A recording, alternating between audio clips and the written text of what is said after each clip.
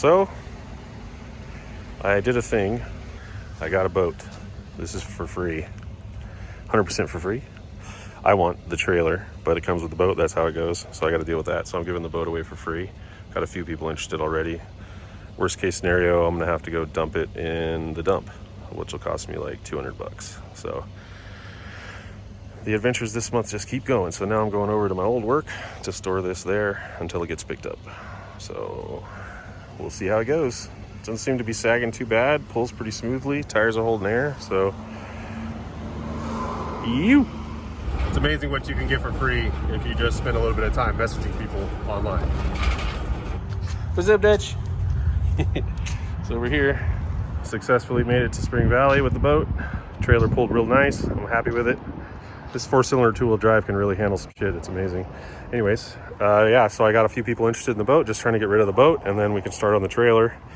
And that's where the real fun begins. And then you guys will see why I'm doing all this crap. So, got some pretty cool ideas for this. Someone's gonna really enjoy this boat.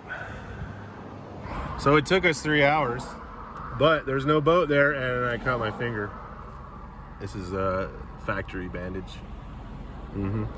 But yeah, it took us 3 hours, but we found a cool guy who used to build boats. He's retired down here in Bonita, and got the boat off. It was crazy, but the guy showed me how to do it, and now I know how to get boats off without a trailer. So we're just getting back. Dutch is a little irritable, but boat is gone. It was a bit to get that off of here. We had to build a jig out of wood and all this stuff. It took like 3 hours, but I'm happy. The guy was really cool. He's a retired guy from Alaska who spent his whole life building boats. Had no money, living in a trailer, so hooked him up. He's really hyped. So that's it. Now it's time to start working on this thing. I found some other problems. So it happens when you use a cutting wheel without a guard on it. Watch yourself. But yeah, I found a problem here. So, shackle, crackle. Fuck. I was pulling that boat around like that. I had no idea. Easy fix, and I'm lifting this trailer anyways, so, but still. Thank you, trailer, for not putting me on my ass on the freeway with a fucking massive boat on it. So yeah, next up is cut down, re-weld, regrind, new shackles, drop down, liftage, rust repair a little bit on the little side skirts here, and then yeah, digging in.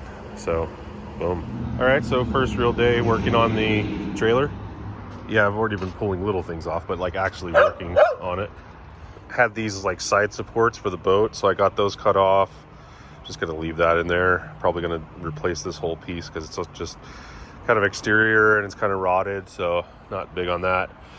But yeah, I'm gonna fix that right there.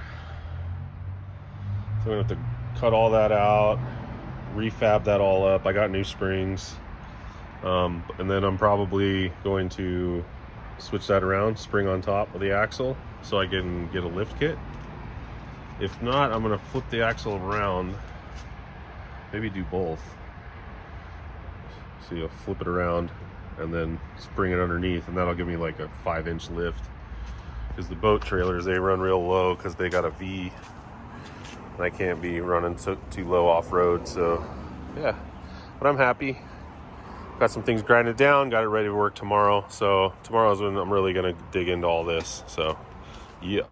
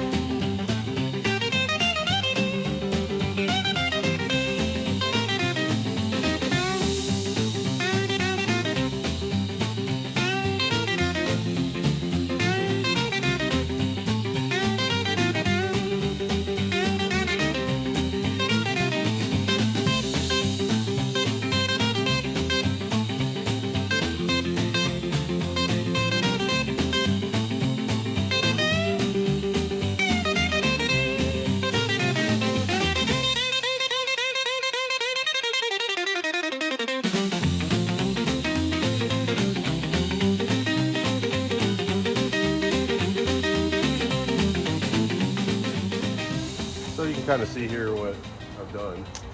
You can see the stock chassis, how it just kind of drops for the boat. And I got a bunch of these materials from GP Motorcycles in San Diego. These square tubing, this was all crates that they used to ship motorcycles from Europe over here. So they had a bunch they were getting rid of, so I took a bunch off their hands, and it just works perfectly. It's a thin wall tubing. Kind of tricky to weld. You know, you got to adjust the settings, especially when you're welding to something like 3/16 inch, like the chassis is. A little thicker in some places. You got to be careful with your settings, but no, it worked good. So I just did some cross supports. So I might have to put a few more supports in. I'm hoping this will work. I'm going to do like a 5/8 or 3/4 inch thick plywood. I think I'm kind of open to that, what type of wood I use there. I've cut the wheel wells off, the fenders. So basically they looked weird because I actually lifted it. I did a spring over axle kit. So, well, not a kit, I just made it work. Made some spacers. Got new leaf springs, new hangers for the rear of the leaves, new shackles, got some Zerk fitting bolts, greasable bolts for the whole suspension setup, new U-bolts. Basically everything just sheared and broke when I was taking it apart because salt water exposure. But yeah, I'm pretty happy with it. I think this is going to be a cool trailer. I've just got a 4-cylinder 4Runner that I tow with, so that's why I went the boat trailer route, because they're a lot lighter. You know, I've got about a 5,000 pound capacity.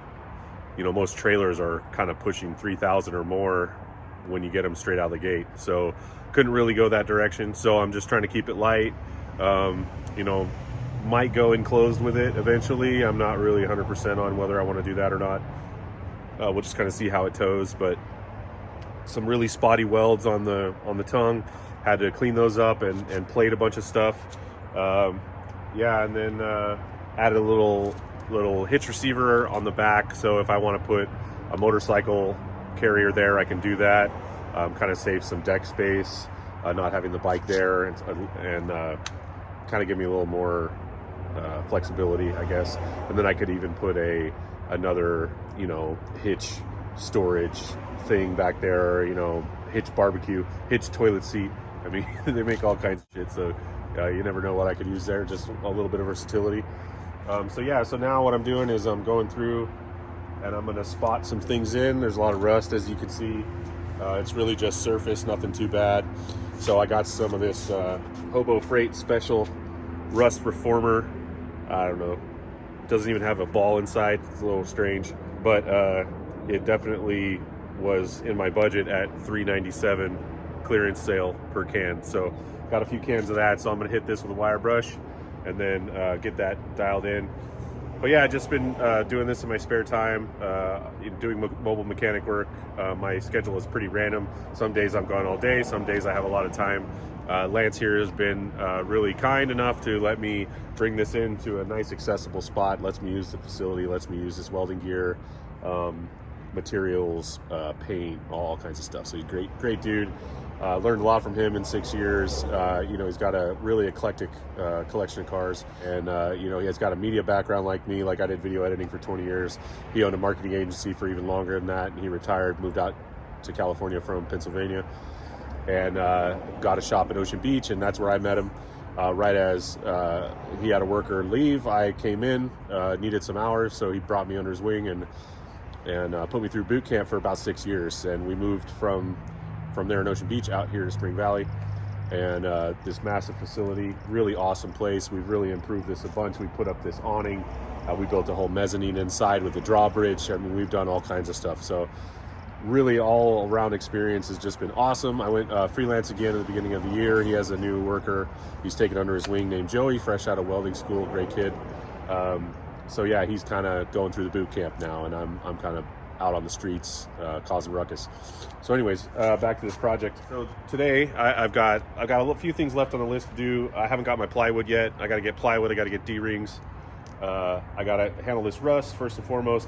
I got to get the lights wired in. Their wiring's all gone bad, and yeah, just basically gonna take it out, grease the Zerk fittings on all the suspension, take it out for a tow test, see how it does.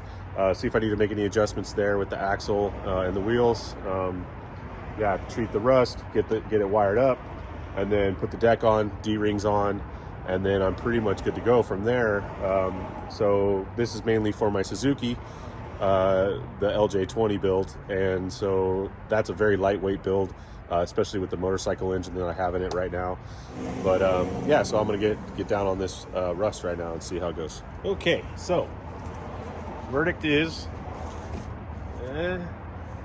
rust reformer. Not convinced. Definitely not convinced. Goes on clear, turns black. Well, does that look black? And I'm not talking about the places that I've sprayed black with Rust-Oleum semi-gloss black. I'm talking about the brown spots. So I don't know. Maybe that's why it was on clearance. Doesn't work. I got another can and a half of this stuff, so I think I'm gonna wait and see if that turns black. Give it like an hour or two. It says it cures, dries in 2 to 3 hours, fully cure in 24 hours.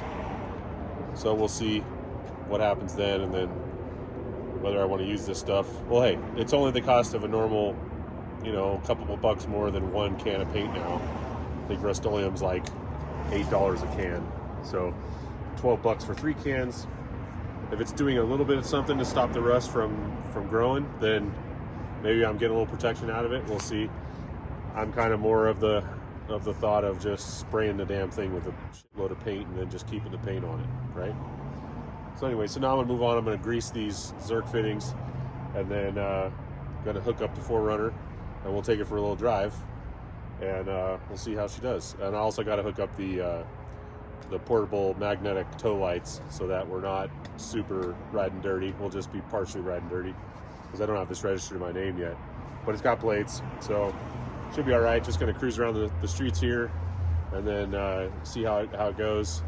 See how my axle mounting is, see how it pulls, if it's crab walking or looks like it's straight, you know, and then I'm gonna bring it in again and kind of reposition it a little bit to do the electrical stuff.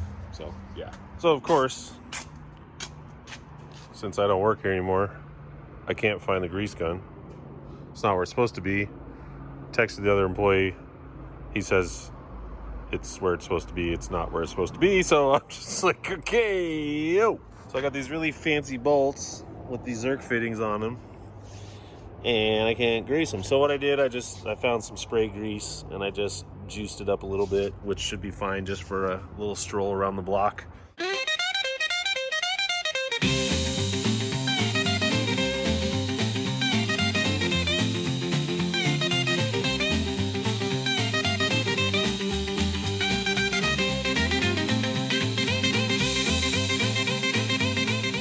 Right, so we're pulling out of the gate here, and I like it already. Let's get on the road here and see how it is. So let's see if I can toe the line here with this thing.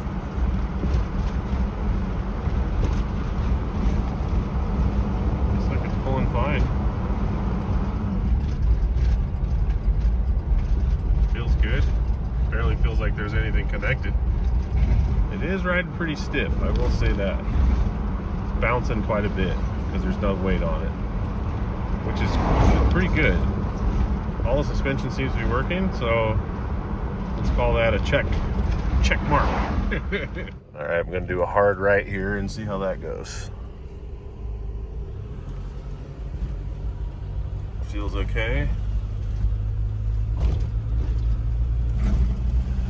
Smoother pavement here, and she's tracking straight, so I was worried about my axle alignment, but feels good.